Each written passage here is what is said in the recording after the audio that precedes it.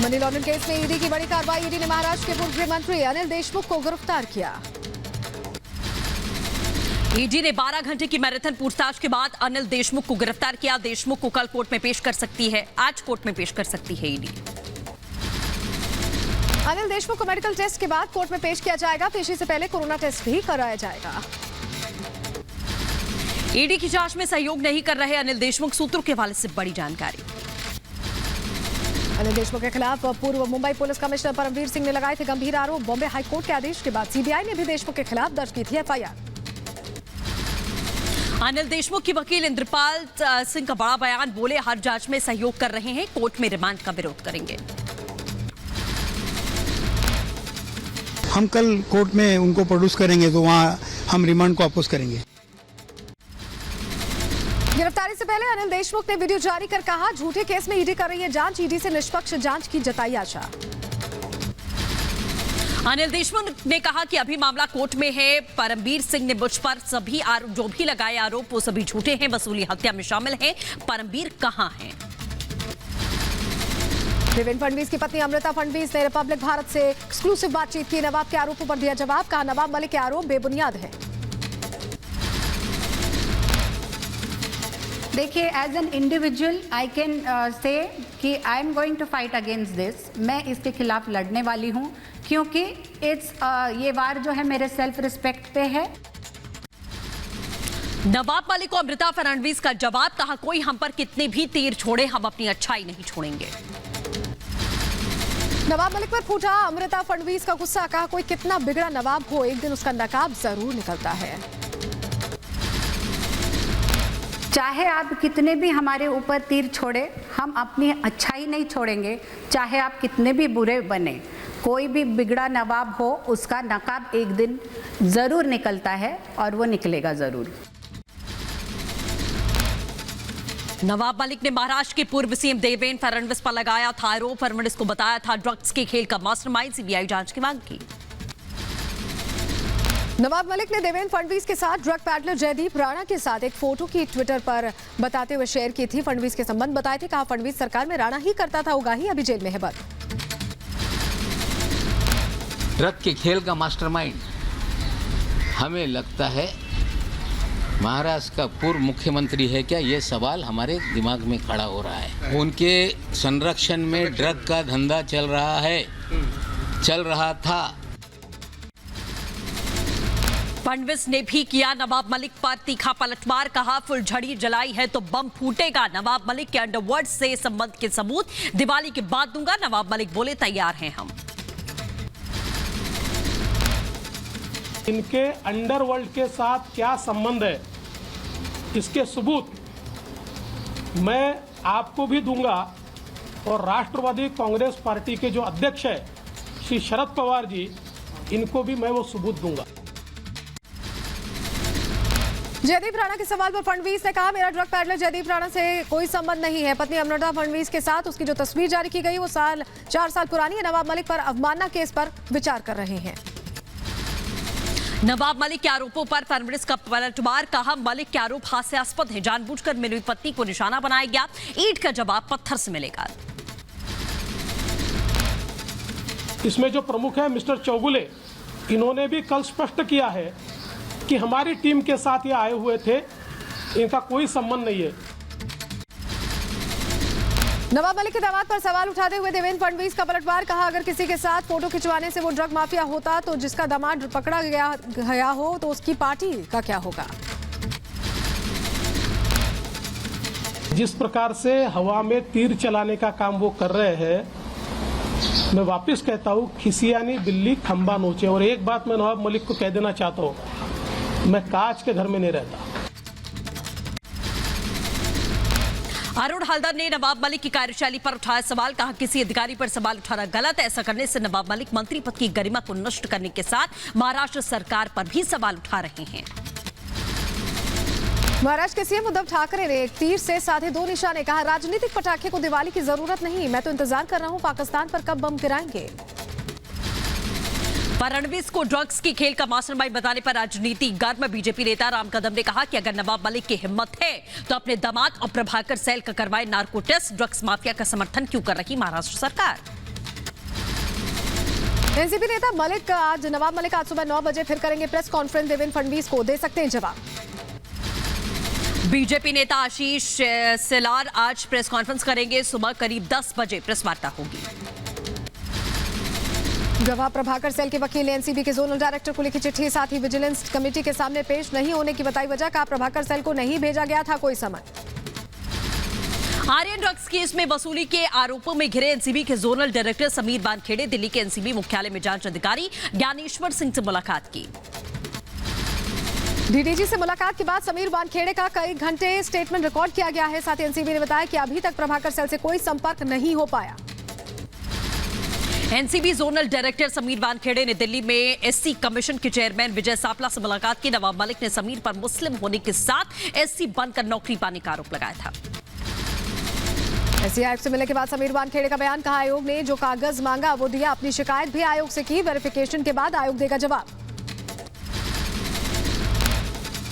जो कोई भी डॉक्यूमेंट्स उन्होंने मांगा है, जो कोई भी तथ्य मांगा है, तो उनके सामने प्रस्तुत किया गया है अभी। और जो मेरी शिकायत है, जो मेरी कंप्लेंट है, उसकी वेरिफिकेशन भी होगी। वानखेड़े की शिकायत के बाद एससी आयोग के चेयरमैन विजय सापला का बयान। कहा किसी के ऊपर अत्याचार ना हो ये देखना कमीशन का काम। वानखेड़े की शिकायत पर महाराष्ट्र सरकार को नोटिस जारी करके जवाब मांगा। टीजीपी और कमिश्नर से 7 दिन के भीतर जानकारी मांगी।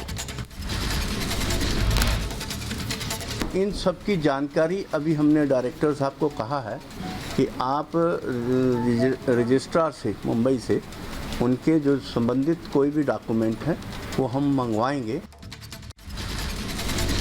समीर वानखेड़े से मिलने के लिए एससी आयोग के मेंबर सुभाष रामनाथ पार्थी ने की रिपब्लिक से बात। कहा वानखेड़े के सभी दस्तावेजों की हो रही है जांच। पीएम मोदी ग्लासगो में आज कई देशों के राष्ट्रीय अध्यक्षों से द्विपक्षीय बैठक करेंगे। Switzerland, Finland, Israel, Nepal, Malawi, Ukraine, Japan और अर्जेंटीना के राष्ट्रीय अध्यक्षों के साथ में बैठक करेंगे। पीएम मोदी माइक्रोसॉफ्ट के को फाउंडर बिल गेट्स से भी मुलाकात करेंगे। उसके बाद देश शाम देने के लिए रवाना हो जाएंगे प्रधानमंत्री।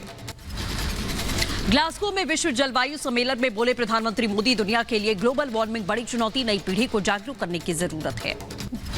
समिट में बोले प्रधानमंत्री मोदी। कहा मानवता की आवाज उठाने आया हूं, सर्वे भवन्तु सुखिनः हमारा मूल मंत्र है। सीओपी 26 समिट से पीएम मोदी ने दुनिया को दिया पंचामृत का मंत्र। जलवायु परिवर्तन को बताया विकासशील देशों के लिए बड़ा संकट। कहा 2017 तक भारत उत्सर्जन में नेट जीरो का लक्ष्य हासिल करेगा। शिखर सम्मेलन से पहले पीएम मोदी ने कहा कि भारत में नल से जल, स्वच्छ भारत मिशन और उज्ज्वला जैसी योजनाओं ने न सिर्फ हमारे नागरिकों को लाभ दिया है बल्कि उनके जीवन स्तर में भी सुधार हुआ है। यूके के पीएम बोरिस जॉनसन के साथ में द्विपक्षीय बैठक में पीएम मोदी ने कॉप 26 की मेजबानी के लिए बधाई दी। दोनों नेताओं ने व्यापार, सुरक्षा, रक्षा और स्वास्थ्य के रोड मैप की समीक्षा की। पंजाब में सरकारी कर्मचारियों को दिवाली का तोहफा। सीएम चन्नी ने बढ़ाया 11% डीए। बिजली बिल की दरों में 3 रुपए की कटौती की। पंजाब के मुख्यमंत्री चरणजीत सिंह चन्नी का बड़ा आरोप। बोले युवाओं को दूसरे देशों में ले जाने के लिए सिस्टम जिम्मेदार। पंजाब का युवा हर जगह कामयाब, लेकिन युवा पंजाब में नहीं रहना चाहते। नवजोत सिंह सिद्धू का पंजाब सरकार और कांग्रेस हाईकमान पर हमला। सिद्धू ने सीएम चन्नी के काम पर उठाए सवाल। कहा पंजाब में फ्री चीजें देने वालों से पूछो दोगे कहां से। खजाना करे वास्ते, गरीब वास्ते ना, कतार च आखिरी खड़ोते बंदे वास्ते है या उहदे वास्ते है जड़ा कतार दे सब तो अगे खड़ा है। पंजाब कांग्रेस अध्यक्ष नवजोत सिंह सिद्धू ने दी आलाकमान को नसीहत। कहा मिट्टी में पड़े हीरो को ढूंढने की जरूरत। संयुक्त हिंदू महासभा के चंडीगढ़ के कार्यक्रम में बड़ा बयान दिया। टाइटलर पर सिद्धू की पत्नी नवजोत कौर का बयान। टाइटलर को कांग्रेस में जिम्मेदारी देने पर उठाई आवाज। कहा टाइटलर के खिलाफ लोगों में गुस्सा है। पंजाब के एडवोकेट जनरल एसपीएस देवल ने दिया पद से इस्तीफा। पिछले महीने चन्नी सरकार में नियुक्ति की थी। नवजोत सिंह सिद्धू देवल को एजी बनाने के पक्ष में नहीं थे। 29 विधानसभा और 3 लोकसभा सीटों पर हुए उपचुनावों के लिए आ जाएंगे नतीजे। कड़ी सुरक्षा के बीच हो रही है मतगणना। दिल्ली हिंसा मामले में विधानसभा की शांति और सद्भाव समिति ने फेसबुक इंडिया को जारी किया समन। समिति ने फेसबुक इंडिया प्रतिनिधियों से झूठे, भड़काऊ और दुर्भावनापूर्ण मैसेज के प्रसार को रोकने के लिए कहा।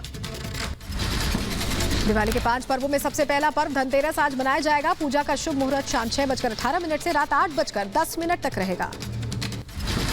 दीपावली के मौके पर दिल्ली की निजामुद्दीन औलिया की दरगाह पर आज धनतेरस के दिन जश्न चनागा मनाया जाएगा। दरगाह पर 718 दीपक जलाए जाएंगे। वहीं सीएम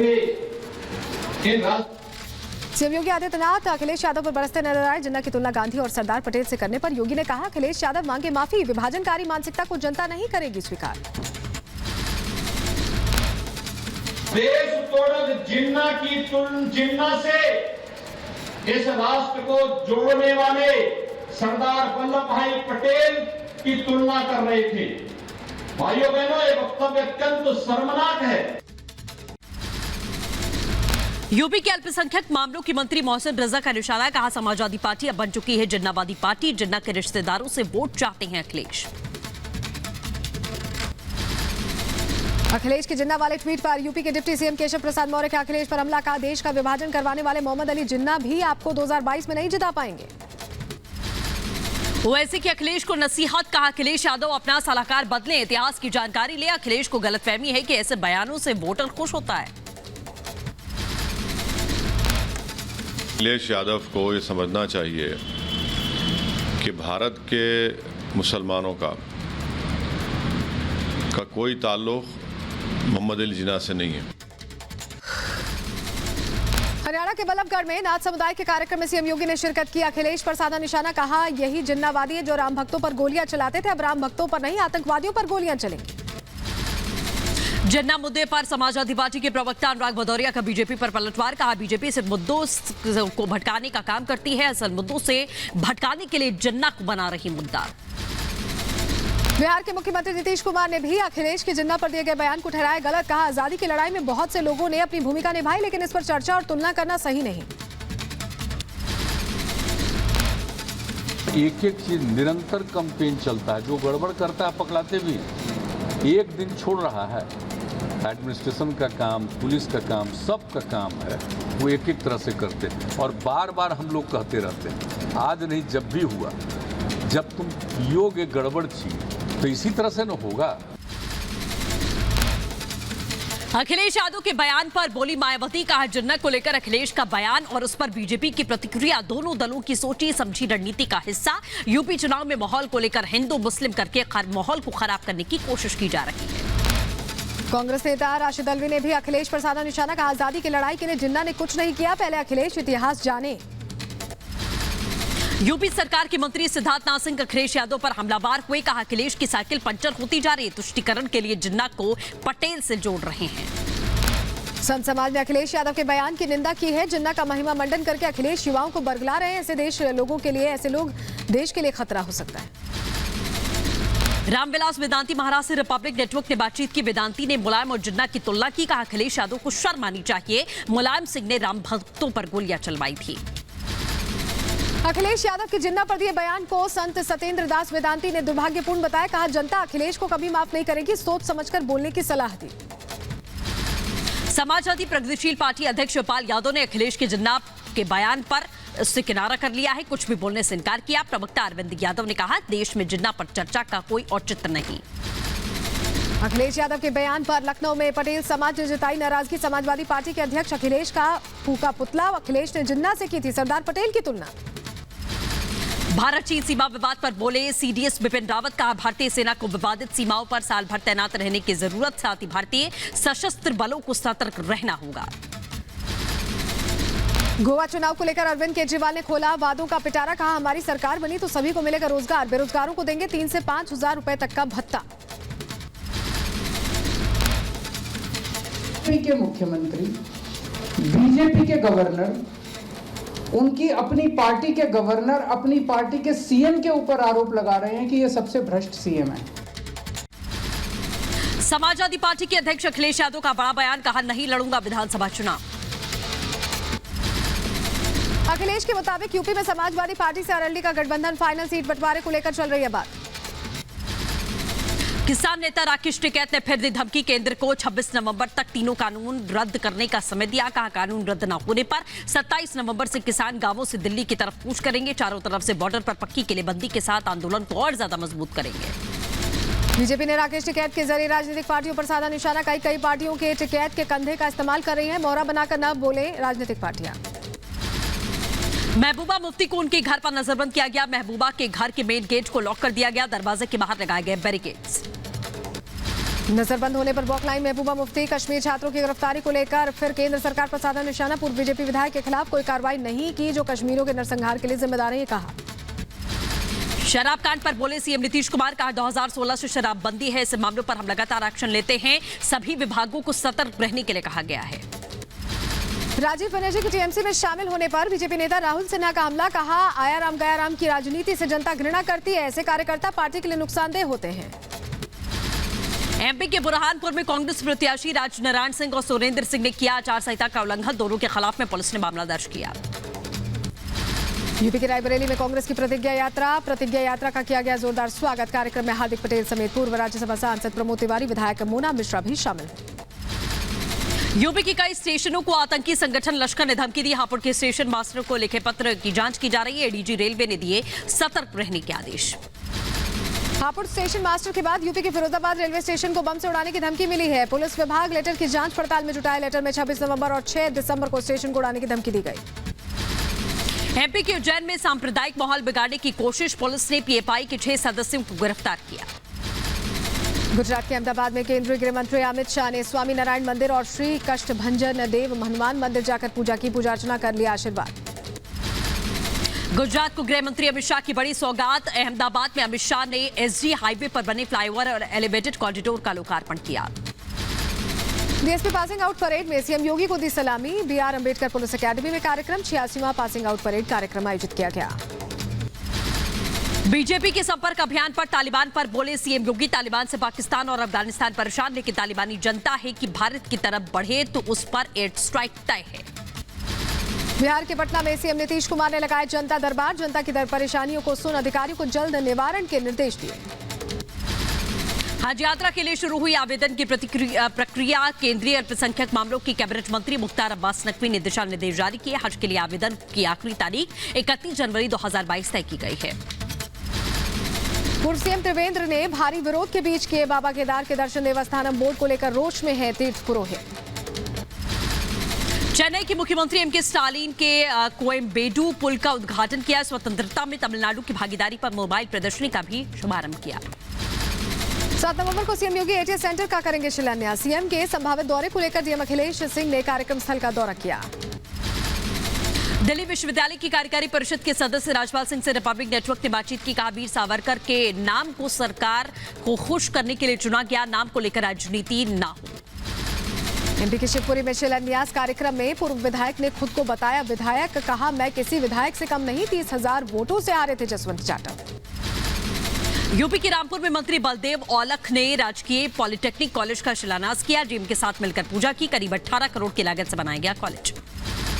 यूपी के बहराइच में समाजवादी पार्टी के नेता जूही सिंह का बचकाना बयान। कहा कांग्रेस महासचिव प्रियंका गांधी को पहचानने से इनकार किया। समाजवादी पार्टी की महिला सभा के राष्ट्रीय अध्यक्ष जूही सिंह। यूपी के इटावा में बीजेपी विधायक सरितार भदौरिया ने प्रियंका गांधी पर साधा निशाना। कहा प्रियंका गांधी के सभी वादे फर्जी। कहा कांग्रेस पार्टी हार रही है इसलिए कर रही है फर्जी वादे।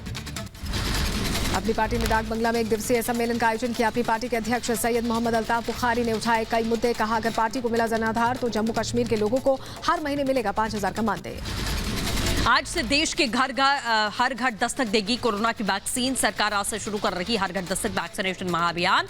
जिन लोगों का टीकाकरण नहीं हो पाया उन्हें घर जाकर कोरोना की वैक्सीन दी जाएगी। देश में कोरोना की रफ्तार में कमी। पिछले 24 घंटे में कोरोना के 12,514 नए मामले सामने आए तो 51 मरीजों ने जान गंवाई है। असम में कोरोना से मौत का आंकड़ा 6,000 के पार पहुंचा। कोरोना से 296 नए केसेस दर्ज किए गए।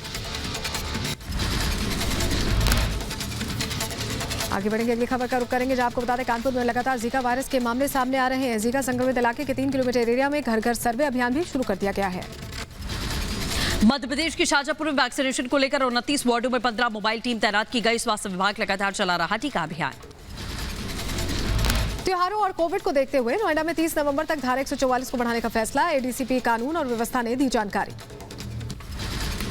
चीन में बढ़ा कोरोना केस बढ़ने से शंघाई डिज्नीलैंड को चीन ने बंद किया। पार्क में आए सभी लोगों का कराया गया परीक्षण। पटाखा बैन के आदेश पर कलकत्ता हाईकोर्ट को झटका। सुप्रीम कोर्ट ने पश्चिम बंगाल में पटाखों पर बैन के आदेश को रद्द किया। पटना की गांधी मैदान धमाके के आतंकियों को सजा का ऐलान। एनआईए कोर्ट ने 4 आतंकियों को सुनाई फांसी की सजा, 2 को उम्र कैद और 2 को 10-10 साल की सजा। एसबीआई के पूर्व चेयरमैन प्रतीक चौधरी दिल्ली से गिरफ्तार, 14 दिन की हिरासत में भेजा। प्रतीक पर धोखाधड़ी के तहत 200 करोड़ के होटल को 25 करोड़ में बेचने का आरोप है। जैसलमेर कोर्ट में हुई पेशी। एनसीबी के दफ्तर में हाजिरी लगाने पहुंचा ड्रग्स केस में आरोपी अंचित कुमार। सेशंस कोर्ट से अंचित को मिली थी सशर्त जमानत। यूपी के बुलंदशहर में डीएम ने विधानसभा चुनावों से पहले मतदाता पुनर्निरीक्षण अभियान का शुभारंभ किया। मतदाता सूची में नाम दर्ज कराने की अपील की। मध्य प्रदेश स्थापना दिवस पर बीजेपी ने दिया वोकल फॉर लोकल का नारा। बीजेपी जिलाध्यक्ष ने खरीदे मिट्टी के दिए और रंगोली के रंग फॉर लोकल को बढ़ावा देने पर जोर दिया। यूपी के बरेली में यातायात माह का शुभारंभ किया गया है। यातायात माह का शुभारंभ आईजी रमेश शर्मा ने कार्यक्रम के तहत किया। इसके तहत ट्रैफिक नियमों को लेकर जागरूकता फैलाई जाएगी। यूपी के कुशीनगर में भी यातायात माह का जिलाधिकारी और पुलिस अधीक्षक ने शुभारंभ किया है। नारियल फोड़कर उद्घाटन किया। यूपी के फिरोजाबाद में यातायात माह का ऑटो ड्राइवर्स ने उद्घाटन किया है। शुभारंभ के दौरान एसएसपी मौजूद रहे। यूपी के अंबेडकर नगर में मतदाता जागरूकता रैली। जिला निर्वाचन अधिकारी सैम्बर पॉल ने रैली का आयोजन किया है। कलेक्ट्रेट परिसर में हरी झंडी दिखाकर आगाज किया। पाकिस्तानी सेना ने पुंछ के सौजैन निवासी को क्रॉसिंग पॉइंट को सौंपा। लापता आदमी का ये हफ्ते पहले बॉर्डर के दूसरी तरफ भटककर चला गया था। यूपी के गाजीपुर में डीएम ने 2022 चुनाव के मद्देनजर कॉलेज के स्टाफ समेत छात्राओं को दिलाई शपथ। छात्राओं को भय मुक्त मतदान करने के लिए कहा। निर्वाचन आयोग ने कॉलेज में आयोजित की थी कार्यशाला। मध्य प्रदेश का स्थापना दिवस पर ऊर्जा मंत्री प्रद्युम्न सिंह तोमर ने ग्वालियर का किया दौरा। बिजली बिल की समस्या को लेकर मंत्री का स्थानीय लोगों ने घेराव किया। ग्रेटर नोएडा में गुर्जर स्वाभिमान महापंचायत का आयोजन। गुर्जर समुदाय ने शुरू की महापंचायत। पंजाब के अमृतसर में अकाली दल का विरोध प्रदर्शन। जगदीश टाइटलर के खिलाफ खोला मोर्चा। टाइटलर के खिलाफ अकाली कार्यकर्ताओं ने नारेबाजी की। कांग्रेस कमेटी में जगदीश टाइटलर को शामिल किए जाने के खिलाफ में यूथ अकाली नेताओं का प्रदर्शन। सोनिया राहुल और प्रियंका गांधी का जताया विरोध। यूपी के मुरादाबाद में प्रधानमंत्री आवास योजना के लाभार्थियों ने डीएम कार्यालय का घेराव किया। सीएम ने बांटी थी आवास की चाबियां। यूपी के लालतपुर में एनएसयूआई का विरोध प्रदर्शन। एलएलबी के छात्रों के फेल होने पर हंगामा। राज्यपाल पर चिट्ठी लिखकर एग्जाम कॉपियों की दोबारा जांच कराने की मांग की गई।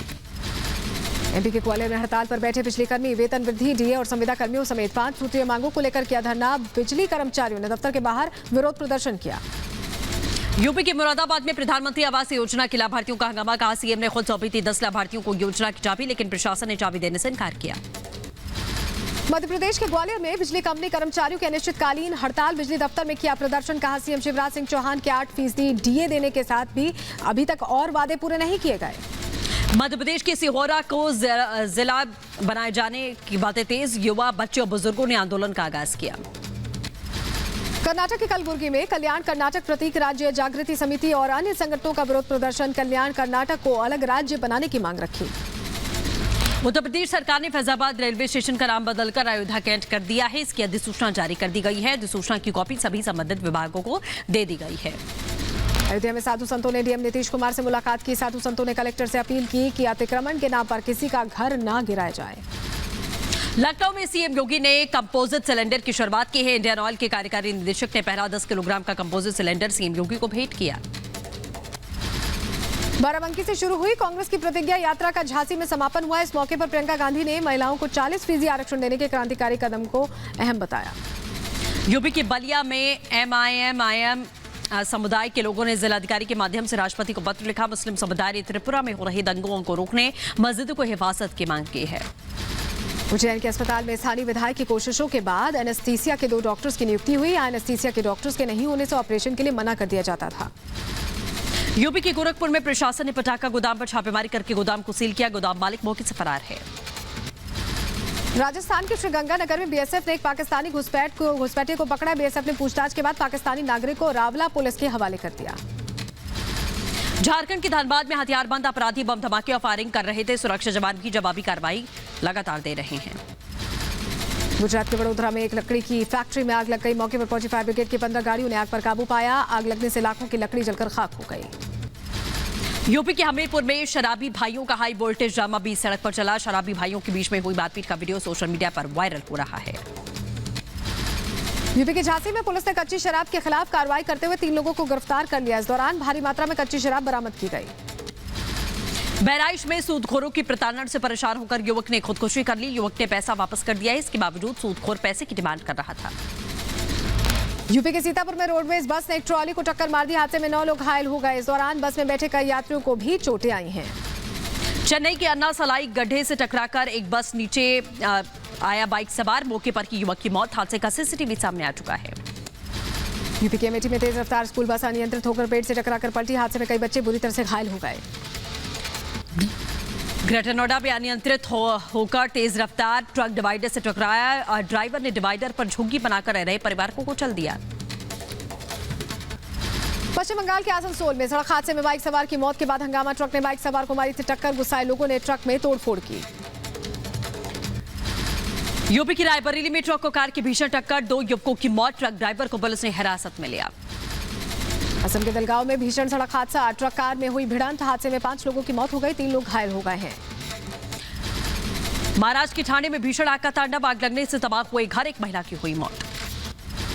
एमपी के इंदौर में एक दुकान में लगी भीषण आग, कड़ी मशक्कत के बाद आग पर काबू पाया गया।